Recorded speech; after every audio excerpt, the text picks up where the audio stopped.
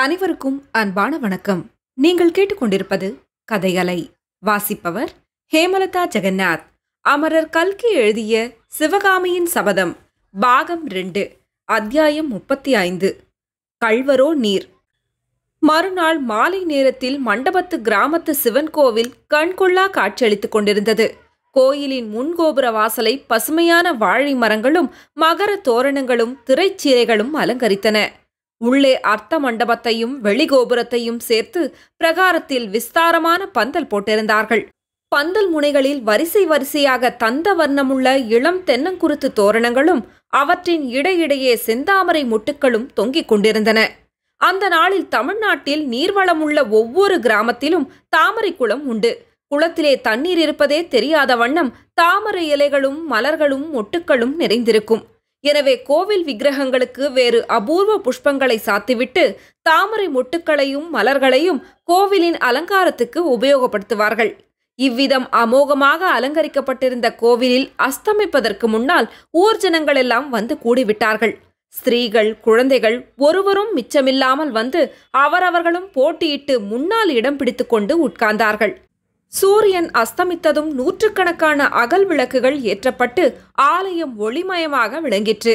அதே சமயத்தில் சிவகாமியின் திவ்ய நடனத்தை பார்ப்பதற்காகவே விஜயம் செய்கிறவனைப் போல் பூர்ணச்சந்திரனும் உதயமானான். ஆயனரும் சிவகாமியும் கோவிலின் கோபுர வாசலுக்குள்ளே பிரவேசித்ததும் கூட்டத்தில் கலகலப்பு உண்டாயிற்று. பந்தலுக்கு தென்புறத்தில் அமைந்திருந்த அரங்க மேடையிலே வந்து சிவகாமி நின்றதும் கூட்டத்தில் நிசப்தம். ஸ்திரீகளும் பேச்சை நிறுத்தினார்கள். அழுத குழந்தைகளும் வாய் மூடின. அந்த மண்டபப்பட்டு கிராமத்து ஜனங்கள் அதுவரையில் அம்மாதிரி கண் கூசும்படியான திவ்ய சௌந்தரியத்தை கண்டதில்லை. சிவகாமியின் நடன அலங்காரமும் அணிகலன்களும் அவளுடைய முகத்தில் அப்போது பிரகாசித்த தெய்வீக களையும் கிளர்ச்சியும் பார்த்தவர்களை திகைக்கச் செய்தன. ஆரம்ப திகைப்பு ஒருவாறு மாறியதும் ஒருவருக்கொருவர் தங்களுடைய வியப்பை தெரிவித்துக் கொள்ள ஆரம்பித்தார்கள். தேவலோகத்து நடன மாதர்களான அரம்பை, ஊர்வசி முதலியவர்கள் இப்படித்தான் இருந்திருக்க வேண்டும் என்றார் ஒருவர். ஒரு நாளும் இல்லை, அவர்கள் இவ்வளவு அழகாக ஒரு நாளும் இருந்திருக்க முடியாது என்றார் இன்னொருவர். இந்த பெண்ணுடனே அந்த தேவலோக கன்னிகையரை ஒப்பிடுவது பிசகு.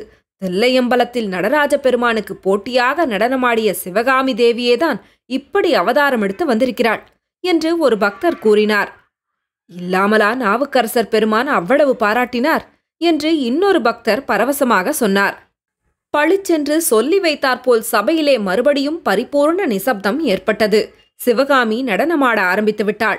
ஆயனரின் கரத்தாளத்துக்கும் அவர் பாடிய ஸ்வரஜதிகளுக்கும் இணங்க சிவகாமி ஆடினாள். உள்ளூர் மத்தள வித்வான் ஒருவர் வாணாளில் என்றும் அறியாத உற்சாகத்துடன் மத்தளம் வாசித்தார். கும் கும் என்னும் மத்தள சத்தத்தோடு கலந்து பாதசதங்கை ஒலி கல் கல் என்று சப்திக்க சிவகாமி நிறுத்தமாடினாள். அந்த நிறுத்தத்தில் மின்னலின் விரைவு காணப்பட்டது. மான்குட்டியின் துள்ளல் தோன்றியது.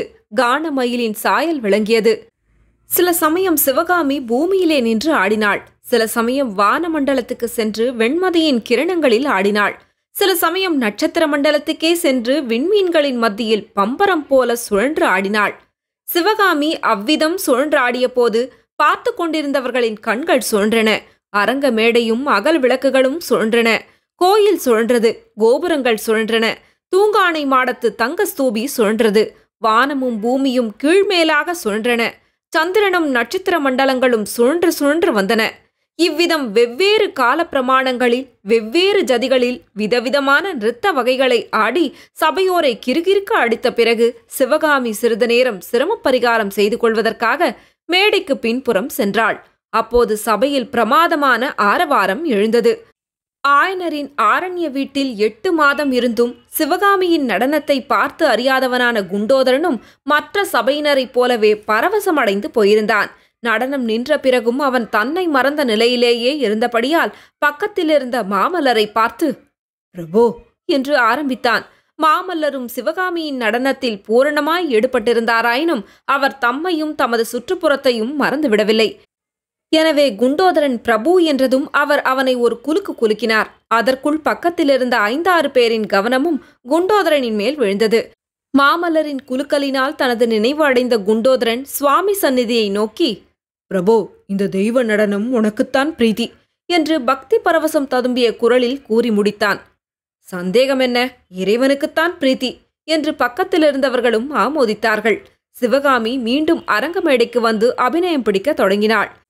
திருநாவுக்கரசர் பெருமானின் வடிவேறு திருசூலம் தோன்றும் தோன்றும் வளர்சடை மேல் இளமதியும் தோன்றும் தோன்றும் என்னும் பாடலுக்கு சிவகாமி அபிநயம் பிடித்தபோது சபையோர் சாக்ஷாத் சிவபெருமானையே நேருக்கு நேர் தரிசித்தவர்களைப் போல் ஆனந்த வாரதியில் மூழ்கினார்கள்.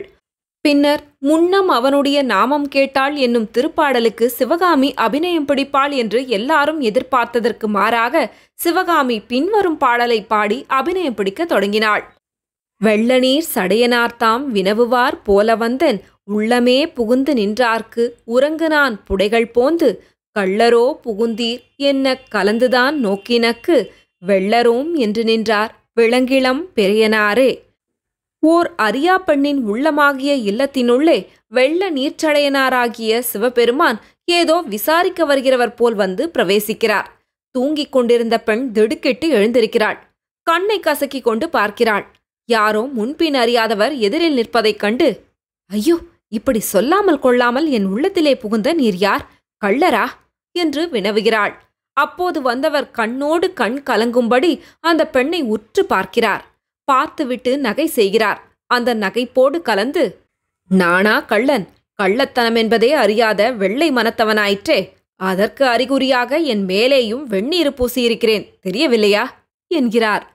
வானத்திலே விளங்கிய இளம்பிறையை திருடி தம் சிரசிலே அணிந்து கொண்ட பெருமான்தான் இப்படி ஒன்றும் தெரியாதவர் போல நடித்தார். ஆஹா, அந்த இளம்பிறையின் அழகை சொல்வேனா? அவருடைய கள்ளத்தனத்தை சொல்வேனா? அல்லது கள்ளமற்றவர் போல அவர் நடித்த நடிப்பை சொல்வேனா?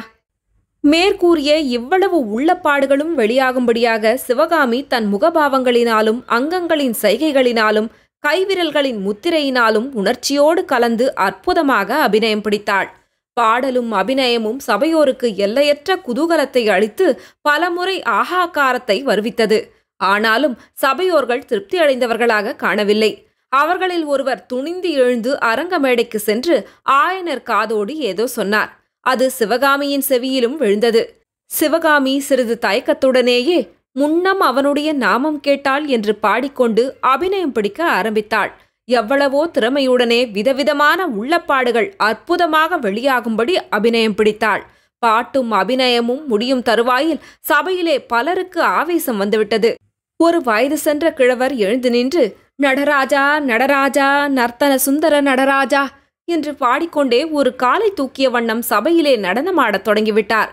இம்மாதிரி உணர்ச்சி வாய்ந்த அபிநயத்தை இதுவரையில் யாரும் பார்த்ததில்லை, இனிமேல் பார்க்கப் போவதும் இல்லை என்று சபையோர் ஒருவருக்கொருவர் கூறி மகிழ்ந்தார்கள். ஆனால் இன்று அந்த பாடலுக்கு அபிநயம் காஞ்சியில் நாவுக்கரசர் பெருமான் சந்நிதியில் அமைந்தது போல் அவ்வளவு உணர்ச்சியுடன் அமையவில்லை என்று 3 பேருக்கு மட்டும் தெரிந்திருந்தது. அந்த மூவர் ஆயனர், மாமல்லர், சிவகாமி ஆகியவர்கள்தான். சிவகாமி இன்றைக்கு அபிநயத்தின் முடிவில் மூர்ச்சையடைந்து பூமியில் விழுந்துவிடவும் இல்லை. தொடரும். கதையலை உங்களுக்கு பிடிச்சிருந்ததுன்னா உங்க நண்பர்களோடும் உறவினர்களோடும் பகிர்ந்துக்கோங்க. நன்றி.